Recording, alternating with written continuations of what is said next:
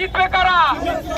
রুটি রুটি অ্যাকশন, মালিক তুমি চাই হও, বেতন ভাতা দাবি আদায় না হলে যাব না রে, যাব না, দাবি আদায় না হলে অ্যাকশন অ্যাকশন, বেতন আদায়ের অ্যাকশন, বেতন ভাতা দিয়ে দাও, মালিক তুমি চাই হও, মালিক তুমি চাই হও, বেতন ভাতা দিয়ে দাও, তুলপার রাজপথে যদি শ্রমিক নেমে যায়, মালিক তুমি যে শক্তি থাকবে না, একটা কথা স্পষ্ট ভাবে বলে যে কোনো একটা ডিসিশন দিবেন।